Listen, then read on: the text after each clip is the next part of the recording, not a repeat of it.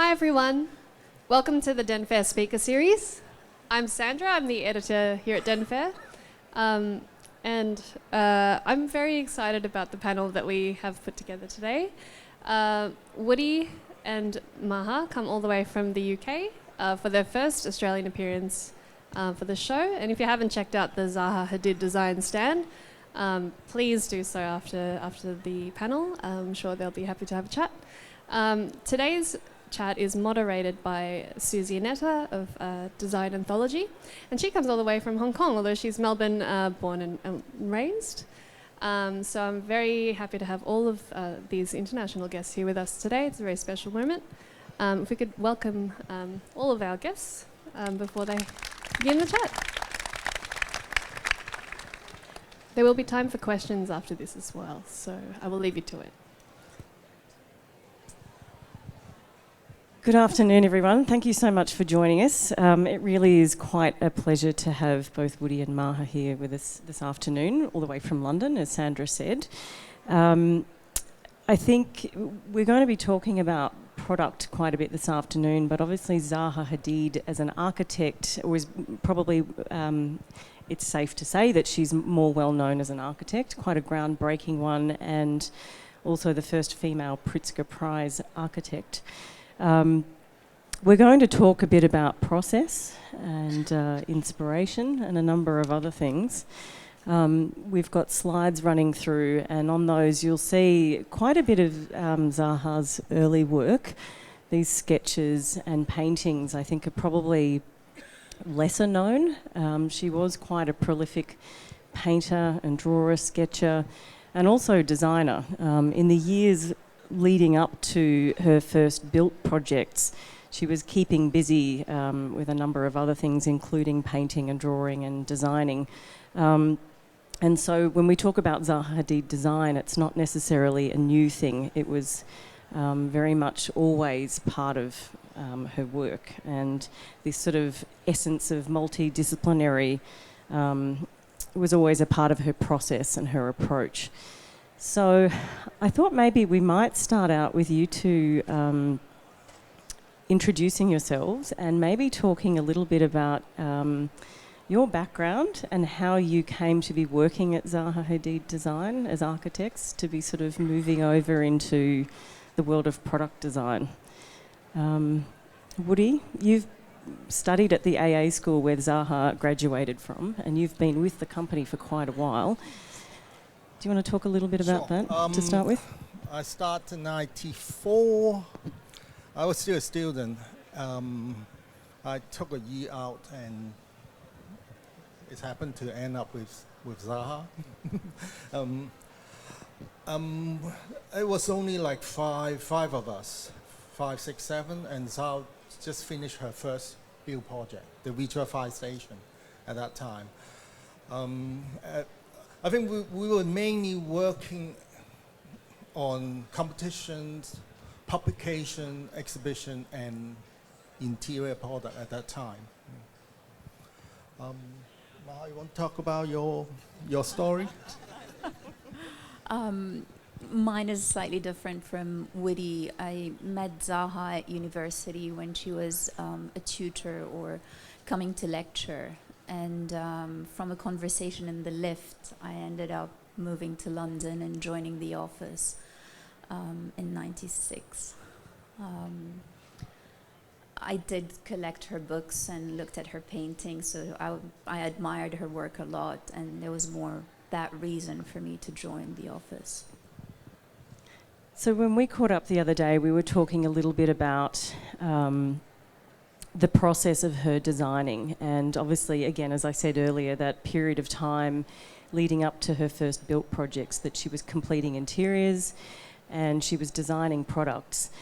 And in that period of time before, I guess, the founding of Zaha Hadid Design, which is what is represented here at Denfair, she was creating products, but she was also collaborating with brands. Do you want to talk a little bit about how that came about, whether it was her sort of driving that or whether it was brands that first then came to you and kind of suggested these kinds of collaborations? How did it all start? I think at the beginning, in the 80s, there was a group, a wave of architects or a group of architects that people tried to reach out to commission to do some projects, whether for pro bono work or for specific installations. And at that time, she got invited from few galleries different times to create product plates or installation or some small artwork, which was the way they brought architects together. They did an exhibition, have 7-8 people, have it there for a month or so, and that's how they started working on product, everybody in that period. But that also extended into her designing product for her own interiors. Her first interior was also in the mid-80s, where she did an apartment in London. And from that, she generated a few pieces of furniture that then ended up being commercialized with Edra. So it all started as testing or trying things, and then somehow it was picked up by other brands and commercialized. But with time, I think the brand or Zaha became more recognized in the design world, and it was more about people coming to her and proposing, to collaborate with her. Until today, this is more or less how the process is. But we got to a point where our portfolio is quite substantial, so we have to also reach out to what we feel is the right, collaborator for the brand to try and complete the offer that we have for our clients. Do you want to add anything to that, Woody? I think at the early day, I call it, it's always a testing field. At that time, you have a whole group of, they call it paper architect at that time, and I think Zaha is been named as one of the deconstructionists. There have always a lot of competition going on. In particular in Germany, in Japan. I think it's why Zaha first building actually in Japan and also in Germany as well, and a lot of competition at that time, and always the same name doing the competing each other. It could be a building, it could be a lighting design, could be a chair, it could be a swatch. That's a good point. I mean, when I usually talk to architects that either move into product design or who also have product design within their sort of team, there seems to be kind of two ways of approaching it. But often architects will say that they're designing products for a particular project, that it's within a space. There's a purpose for that product. And we talked a little bit about that the other day as well. So do you find, because you are part of an architectural practice, that is what is driving new designs? I don't think exactly that's the reason. The problem with that is most of our clients, when they come to us, they're commissioning us for a building. So the contracts are different for the exterior and the interior. So yes, you're committed to delivering an architectural product. For the interior, it's not a given that you get the role to create the interior or design the interior. So that's sort of down the line. But we do feel that most of the time our teams internally, when they're rendering, they always place our existing pieces into the renders, and somehow the client buys into that. And that's how organically it works. It's rare that we get commissioned for both projects at the same time, so it sort of comes down, further down the line. So in that sense, that's why the whole separate business came to be, where we started creating separately and promoting the brand under the design world and product. So how big is the team of just the product design division within Zaha Hadid's office? Actually, the team is quite small. It's like 15 of us. but we, as an architect, as the beginning, the office is like 400 people, so it depends on the project. So we also work with, we may use some of the architect, work on the product design. When we talk about product design, it could be, it's interior, exhibition, down to archiving. So it's many, many different disciplines. I think it works also in the similar way we used to work 25 years ago. When Zaha did competitions, the office, what Woody described, was 5 or 7 people. But then towards the last few days of the competition, you had the whole AA joining the office to try and complete the work. So we still work within the similar lines where if we get commissioned to do more work, more projects, we just reach out to the wider office and pull in force from there to complete the work. And would you say, sorry, did you want to? Just a funny one. So of course, up to the competition and see who survive, and they stay on. So the office keep growing. I can imagine there must be some sort of level of pressure also in kind of continuing the legacy of someone that is so iconic. I mean, I think the two of you had the benefit of working directly with Zaha, but now with this new division, would you say that the approach or the methods or even the inspiration of the work has changed much since she passed away?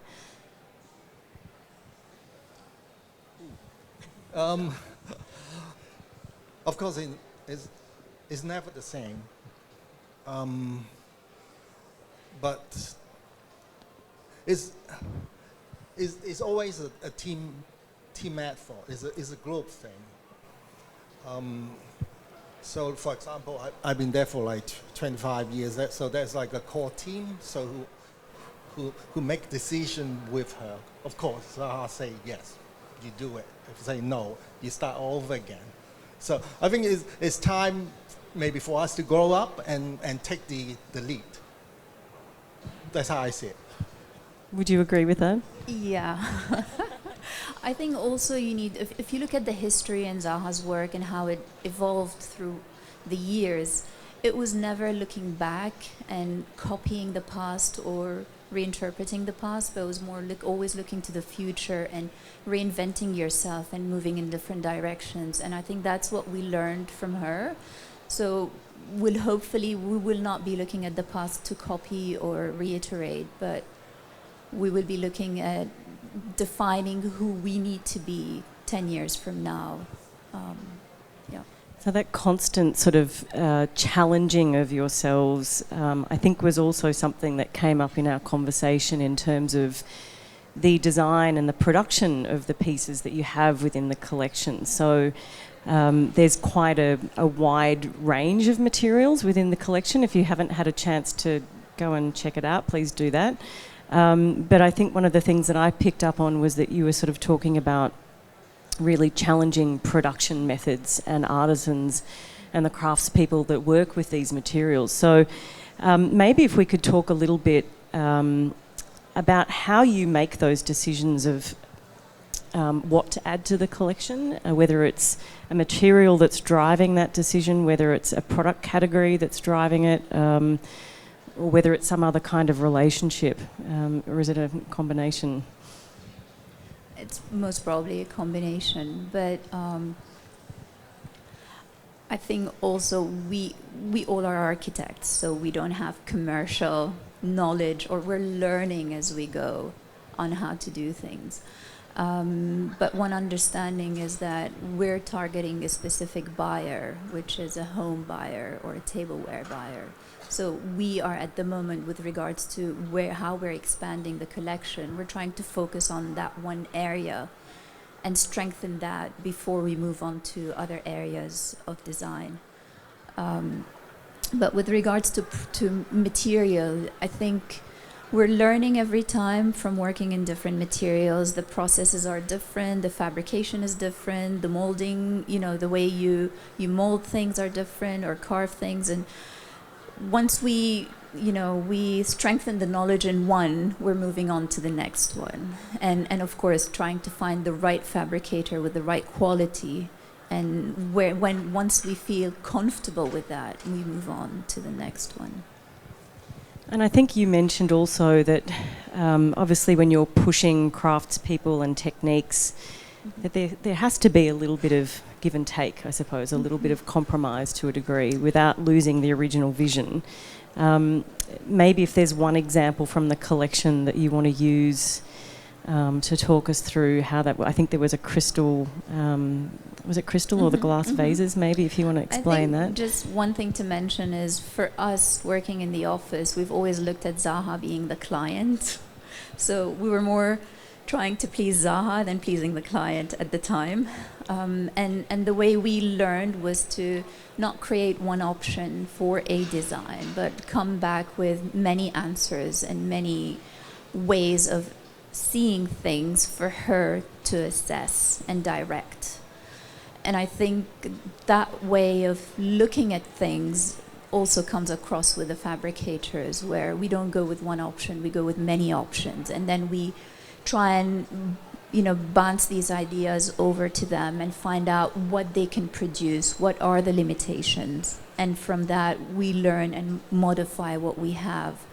Of course, it's very important not to deviate a lot from the main idea, because at the end of the day we want to produce what we've imagined, and yes, we try and refine it to be producible within the various methods, but it has to stay close to the main idea. We did work with La Ligue on some vases and bowls, and with that process we really pushed them to try and create holes within the vases so that we can put the flowers coming across sideways. It was a challenge for them, but then again they worked with us to try and meet the challenge and deliver the product. Some of our pieces that you'll see on this stand, which is a crystal piece also, actually the reason why it is in crystal, because no one else would pick it up. We tried to do it in glass, we tried to do it in metal. It's so difficult that we didn't even think that crystal would be possible. But it's always that you create something and you try and make it happen. Yeah, I think I sort of perhaps commented that the fabricators must hate you when you first come to them with these ideas of something that looks almost impossible. But I can imagine there must be a great sense of accomplishment on both sides when something that's, kind of not a compromise, but something that's retains your original vision but is actually producible. I mean, that must be quite an amazing feeling. There's also curiosity as well, because we try to see what is impossible is possible, right? Otherwise, what's the point? That's why we keep pushing the boundary. Well, it wouldn't be Zaha Hadid without that, would it? So we learn from the fabricator, and the fabricator learn from us, and then we rise with them. So the other example, which you just mentioned, was the Lalique. Are they porcelain or ceramic? Crystal. But there was also the vases that were actually some sort of ceramic. Porcelain. Porcelain. Yeah, the Rosenthal. Rosenthal, sorry. And the number of kind of mock-ups and kind of test runs that they did is quite remarkable. And I can imagine that finding a partner to work with to produce something like that would require, a lot of commitment, but also investment. Do you want to explain a little bit about what you were telling me was happening with the porcelain? I think, that process you can only really learn from when you've been through it, I imagine. Like you were saying before, that it's, you learn with each material. I think it was a great experience working with Rosenthal. They approached us, I think 15 years ago, and somehow there was a change in management and the project never happened. And when we met again 2-3 years ago, I felt that we needed to deliver that for Zaha, because she was very keen on that collaboration at the time. I think we've done also some ceramic work ourselves in the collection, and working with them, you actually can see, you know, the energy and the time they were willing to spend on a project to ensure that what was delivered lives up to the standard of their brand and our brand. We went in to design one vase and ended up with 3 collections with them. They never said no about trying anything we've put on forward to them. And like you said, for those 3 collections, they prototyped over 170 vases, which we now have on display in the gallery in London.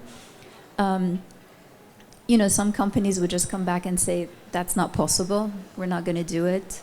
With them, they basically just kept trying to get the right product. We basically designed, one of the vases had a rectangular plan section. And with that, at that scale, when you put it in the oven, the edges were bowing out and it was never straight, it was distorting constantly. And they literally kept repeating the process and going against the lines to try and ensure that when it distorts, it ends up being perfect. So the amount of tests they did with that was, you know, many. It's kind of, yeah, a big commitment and investment. So with all that you had learnt through the number of those collaborations that you've done with, you know, incredible brands from across the world, what did you want to take into this new sort of part of the company, creating your own products? Because now, of course, you're not necessarily dealing with brands like Lalique or Rosenthal. If you're doing that on your own, you know, what were you trying to sort of achieve, I suppose, out of these new designs? Was it learning from new materials, or was it taking what you'd learnt and developing things even further? I mean, I think there's still a lot to learn, and a lot we haven't done before. Recently, we started an eyewear collection as well, and kind of digging into fashion. I think the interesting about Zaha Hadid is she represents many things. It's not just architecture. It's everything. So I think we try to learn and do as much as possible, and yeah, come up with a good design, whatever it's going to be. Yeah. I think, sorry, just to add to this, I think Zaha, the reason why we worked closely to her was that she may have been patient or impatient, I don't know, but with architectural projects, it takes years to see buildings realized. And with product, it's a much shorter time, and that's why she felt fulfilled working on these projects.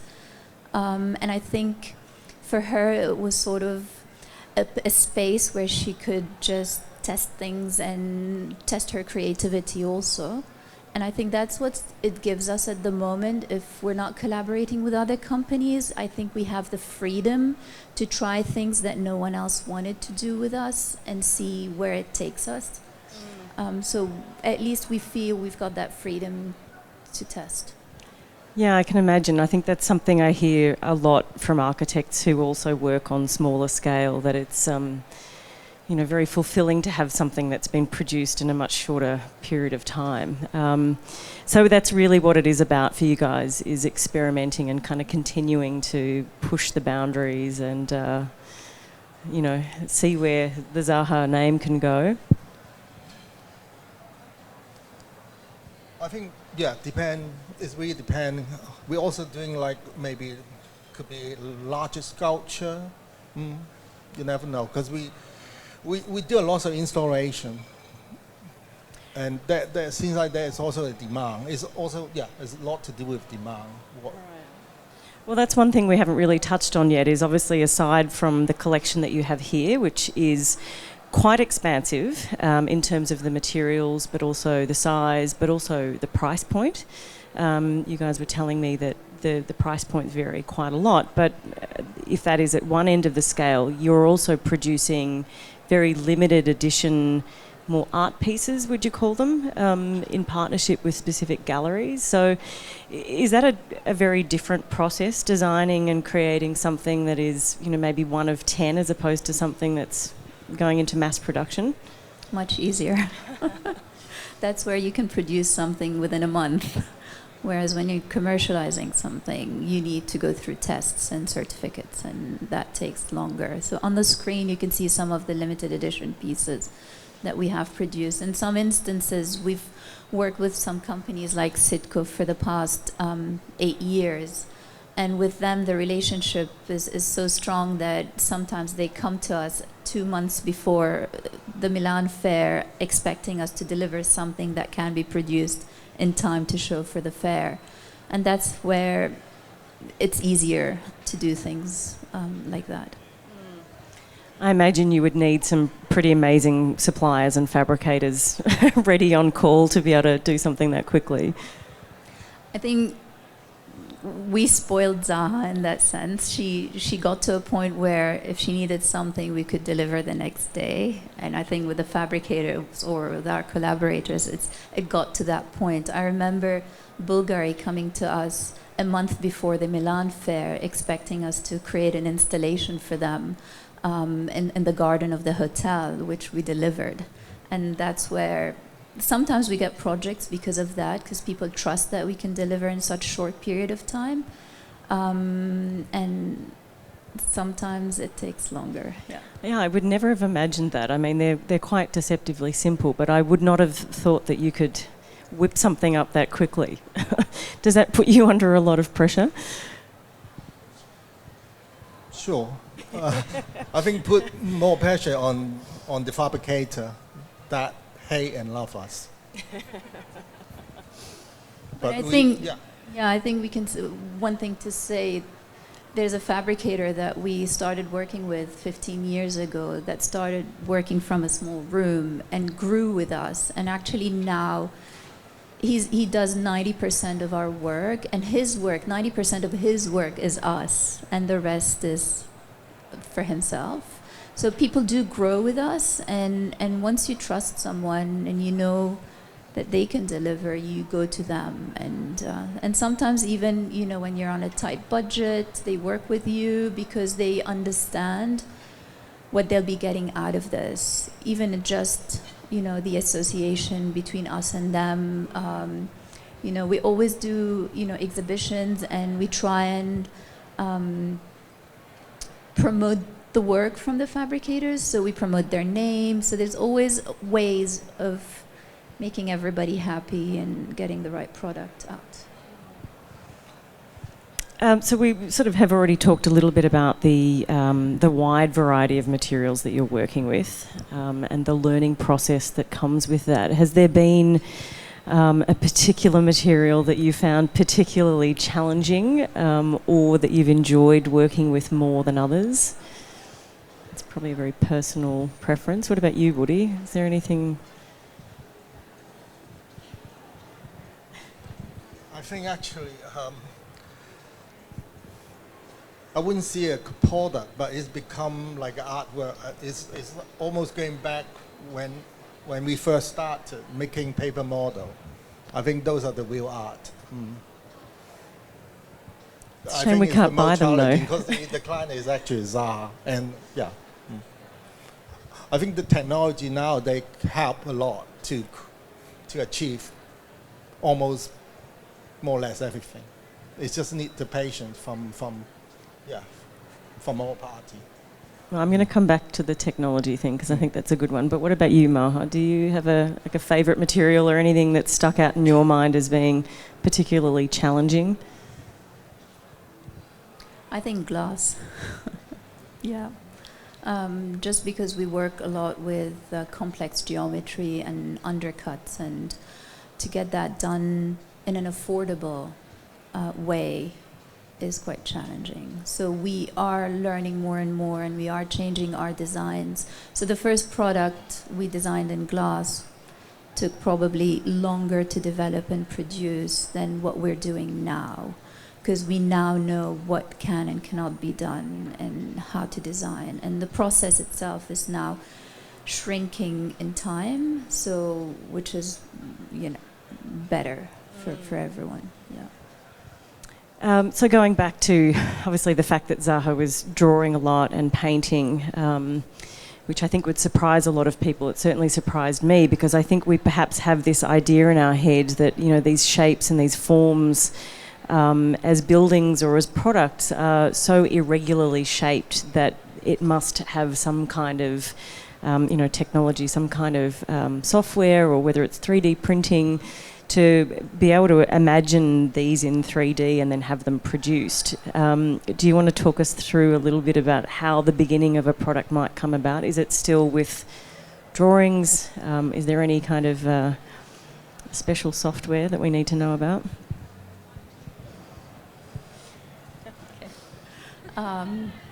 I think with product itself, we do work in 3D most of the time as a starting point. We have a printer, in-house printer, so that helps also facilitate the process. So I think the way we still apply the old processes in doing 3D, in doing hand models and paintings, and is more on the architecture and installation side. Even on the fashion side, we do that. So we print a one-to-one pattern, and of course it's a combination between the computer and the manual work to try and do these models, but we still do the one-to-one physical models to test things. And you would then take that to the fabricator or the factory? Is that the idea? It all depends. I mean, let's say 5 years ago, not everyone worked in 3D or with computers. It's getting better and better and easier for us now. Mm-hmm. But at some point in the past, I think in 2009, we did an architectural project in London, and we had many consultants on board that did not work with a computer. So the challenges there were, how do you work with, both people that are, literate in computers and others that weren't, and how to make a project work. So for us, let's say, for example, in that project, we had to model every single pipe and wire into the 3D models so that we can visualize, so people can visualize what we're trying to express, and be able to translate that into 2D drawings and build. So we try and cross between all ways of working.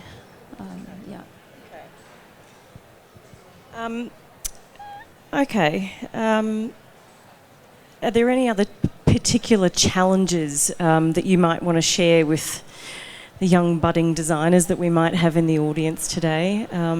Any tips for overcoming stubborn or, I don't know, fabricators, processes, any tips for kind of working around?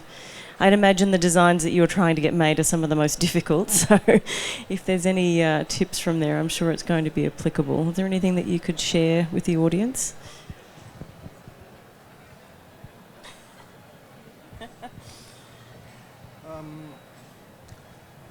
Tips. The thing is, I'm still learning, so I don't know. Maybe they can give me some tips, because they will be the client for us. I think the one thing we learned from Zaha is never to give up and keep trying. And, if you have an idea, just keep pushing for it. It will happen. If not today, maybe in 2 years or 5 years, but it will. And never, just keep going at it. So patience, perseverance. Okay. Those are good tips. I guess while you're here in Melbourne, I kind of feel like it's also relevant for us to point out that our beloved NGV has a couple of pieces designed by Zaha and the team within the permanent collection. Am I right in saying that? Well, they're at least there now. Is that right? Yeah, okay. A piece of furniture and some dinnerware. So that's a good plug for the NGV. And I think there's also a couple of buildings on the way, so Melbourne can certainly look forward to that. Is there anything that's coming up in the future that you're able to tell us about without too much of a spoiler? What's on the drawing board? We already mentioned the eyewear collection. That would be out in February. We have worked with a fashion company or a sports company on doing some thermals and ladies wear, which now is going into the 4th season. So we've only launched the 1st season, so hopefully there'll be more of that coming out, summer and winter collection. And hopefully after the show, there may be some new collaboration coming up with some with the Australian local brands, hopefully. That would be great. Well, I might give the audience an opportunity. I'm sure there'll be lots of questions for either Woody or Maha or both. I presume we have some microphones floating around. Great. So if we can get some hands for questions. Anyone? Anyone? Great. There's one down the back.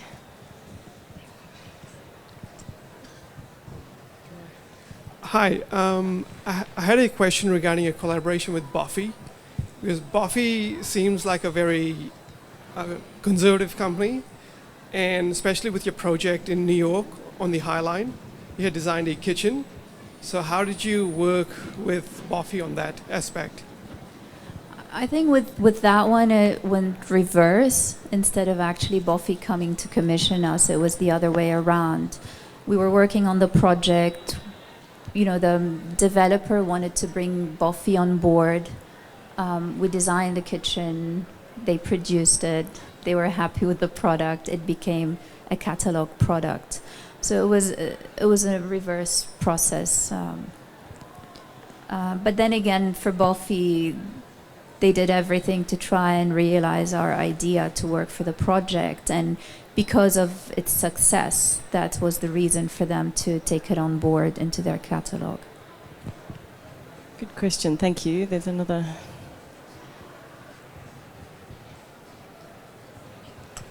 Hi. I think this is kind of an idea that I've been following Zaha since I was young, her art and whatever. And I think at the change of technology, I want to know whether you guys have felt the shift when people, the general population, the design population has access to all this technology at a much closer range than they ever did before, especially because the cost of it all is going down. And as a result, is there ever a moment where you think something can be designed and accessed relatively easily by the average population, and does it push you to push your designs even more and make them that much better and less accessible? Does it challenge you to lift the game so that people can't do what you're doing? Because I'm not saying that we can design your buildings, but more from an object point of view, it's a really challenging market in the current place compared to 25 years ago, where you guys had the skill set to draw these amazing things, when now it's so much more accessible for the younger population. I think that's where the whole idea of pushing the fabricator and growing with the fabricator comes, because we're trying to create things that are impossible or difficult to produce. I think that's where we feel we have that extra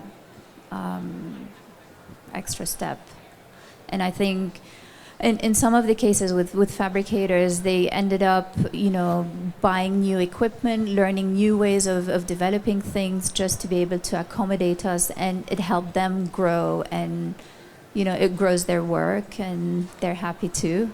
But I think, yes, it's becoming quite accessible for everybody to use those softwares and to produce things. But I would like to think that if you look at the work that we did in 2005 and 2006 and the geometries that we were producing then, the software was new to us then. And we feel that we had that. I mean, if we look at now what we're doing, our forms and our designs are 10 times more refined than they were 10 years ago. And I would feel we have that step ahead from others. I'd like to hope that we do, to think that we do. But like any artist would, I guess, also creatively, you've got a different perspective. Yeah. Thank you. Is there anyone else with a question? Yep, one down here.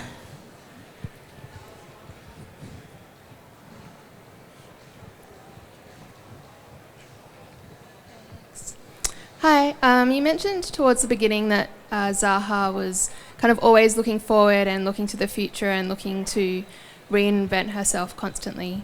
How, as a kind of body of designers, do you guys do that? What are kind of the daily habits or the inspiration sources that you use to keep your eyes looking towards the future?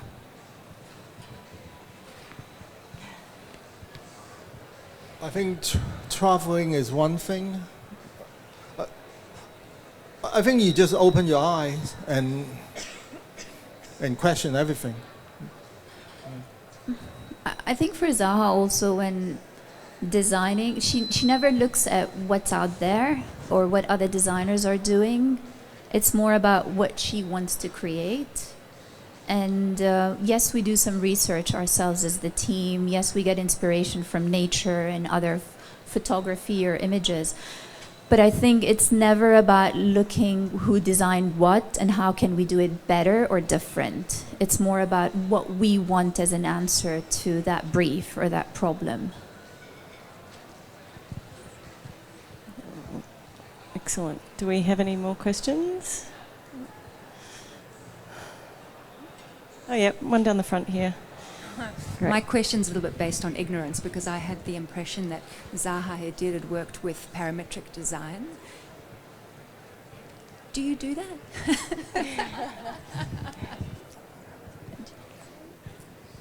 Okay, I mean, parametric design is all about designing within parameters and changing those parameters to get an outcome which is different. And by doing this, you're either including some equations or formulas that you can create changes much easily and see the result much quicker. So yeah, we do that. We still do that with the architecture. We do it with the product, but it's just a way or a process or a method.